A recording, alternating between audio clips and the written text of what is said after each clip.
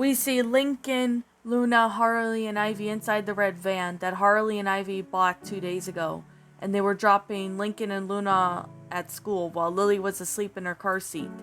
When they arrived at Royal Woods Elementary School, and everyone sees Lincoln walk out to see two women talking to him. "So you're ready to go back to school, Link?" Ivy asked. Lincoln sighed. "Yeah, I guess so," Lincoln said nervously. Luna seized this and spoke. "You alright, little bro?" Luna asked. Lincoln sighed. "I'm just worried because I know I'm going to be a center of the attention of my friends and gonna get bombarded by tons of questions." Harley looked at Lincoln at the back seat. "Hey, don't worry, Link. Everything is going to be okay. You're probably gonna get mobbed by a bunch of kids, but you'll survive," Harley reassured Lincoln. Ivy then spoke. "Harles is right, Lincoln. From what Loons told us that you're the man with the plan, so you'll think of something." Lincoln then smiled and nodded his head. "Yeah, you're right. I am the man with the plan. I can handle this," Lincoln said. Luna then put a hand on Lincoln's shoulder. "And remember, if something bad were to happen, call one of us, bro," Luna reminded. Lincoln then smiled. "I know, Luna. I know." "Well, we're going to drop Luna off and then head over to the station. So we'll see you later, Link. And remember, stay safe," Harley said as she drove off. Lincoln then walked inside and see some school kids looking at him with some concern and whispering, saying rumors about what happened. Lincoln! Lincoln heard one of his friends named Clyde, Zach, Liam, Stella, and Rusty heading towards them, looking worried. "Lincoln, thank goodness you're okay," Clyde said while hugging Lincoln. "Dang, Lincoln, we saw what happened on the news, and what happened with your family?" Liam asked. "Did they do something that involves those government agents?" Zach asked. "Or are those two hot women with you?" Rusty asked.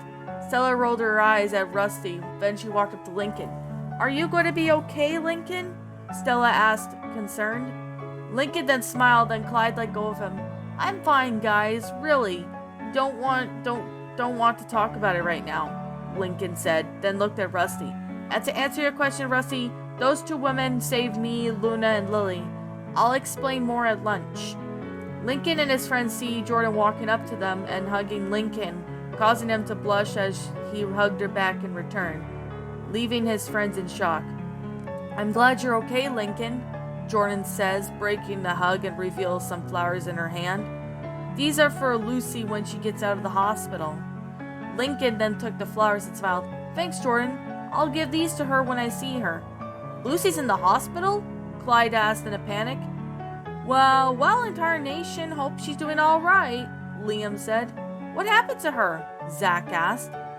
"Are you on any medication or as to after what happened to Lucy?" Rusty asked.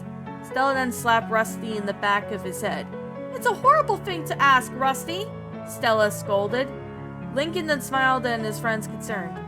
"Well, don't worry, guys. Lucy is doing fine. I'll explain what happened at lunch," Lincoln explained. Clyde then walked up to Lincoln.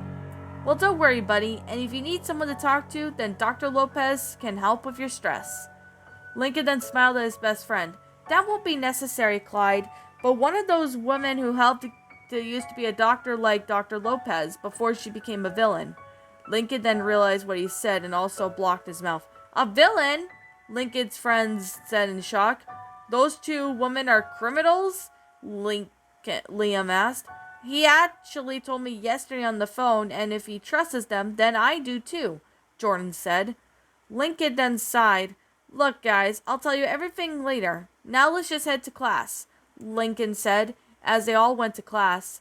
Clyde was still in shock that Lincoln was living with the villains that he doesn't like, and he has to talk to him about this. At Royal Woods High School, Harley and Ivy dropped off Luna at school, and everyone was looking at Luna, whispering about what happened. Luna wasn't fazed by there, but when she sees her band, some of Lenny's friends came to her.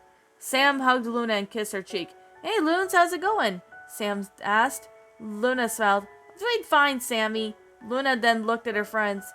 "And I'm gonna guess you're all concerned about Lucy." "Yeah, we all heard. What happened to Lucy?" Mazzy asked. "Well, we just wanted to know if she's going to be okay," Sully said. Luna sighed. She's doing fine and she'll be released from the hospital on Saturday. We just don't know if she's going to be on meds when she gets out, Luna said. Jackie sighed. I just can't believe what left Lincoln to die and caused Lucy to do this, Jackie said. I know they're all monsters for doing this, Mandy said. Carol sighed and looked down. I can't believe Lori involved in this. I thought we were best friends, but now apparently not. Not, Carol said. Sam then looked at Luna. So what happened to Lucy? Luna looked at Sam and sighed. That depends on what the court decides, as she really needs help, Luna said sadly. Then Jackie spoke. So where's the rest of those demons now?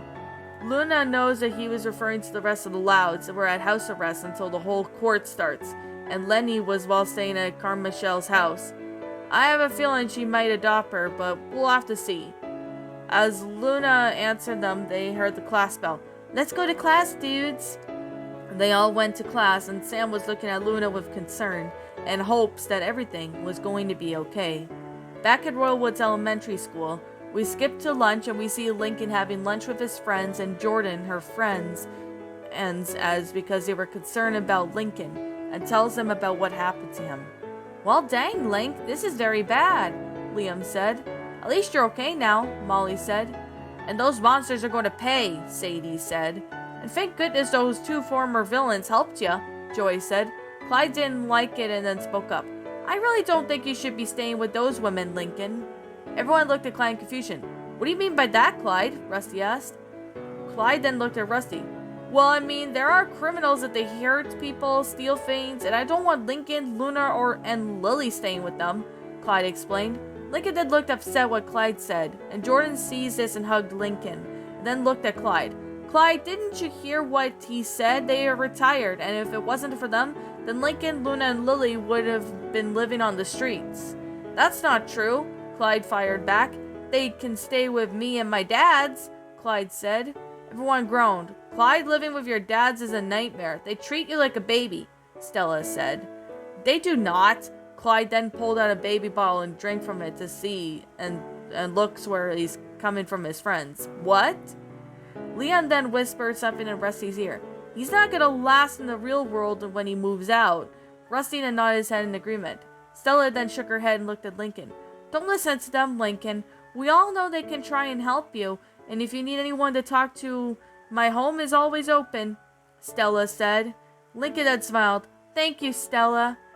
Jordan then looked a little jealous what Stella said, but held herself in as Zach spoke. Oh, good question. What's with the girl's green skin, and is she some kind of alien or something? Lincoln sighed. Ivy is not an alien, Zach. She was born with green skin and powers. Alien powers? Zach asked. Lincoln just shook his head. I gotta use the restroom. I'll be right back. Lincoln then went to the bathroom. Once Lincoln was done with the bathroom, someone walked up to him. Lincoln was not happy to see him. Hey, Larry, I saw that you were hanging out with two hot babes last night. I think that was pretty cool. I was wondering if I could come over and hang out with them, Chandler asked. Lincoln then signed annoyance. My name's Lincoln, not Larry, and the answer is no. I'm not letting you near Harley and Ivy. They're dating each other. Chandler then smiled creepily. Oh, that's even better. I could see some girl-on-girl action, Chandler asked creepily. Lincoln was disgusted by what Chandler said. Ugh, you're a creep. I'm not letting anyone over to my home. You should be in juvie for spying on those girls' locker room at high school. Chandler laughed. It was really good seeing some teenagers showering. Then Chandler grabbed Lincoln. Now let me see those babes, or else. Or else what, Chandler? Lincoln and Chandler saw Jordan and Lincoln's friends behind her. Then she walked up to him. Leave him alone, Chandler. He's been through a lot. Chandler sees that he's outnumbered and decides to let Lincoln go. Fine, but this isn't over, Larry. Then the school bell rang and the kids ran into the classrooms, trampling Chandler on his path. And then Chandler was covered in bruises. Ow, hey, I was walking here. Chandler then limped away. Lincoln and his friends laughed at him, and Lincoln looked at Jordan. Thanks for helping me out, Jordan. Jordan then blushes. No problem, Lincoln. Chandler's a jerk, and we got your back."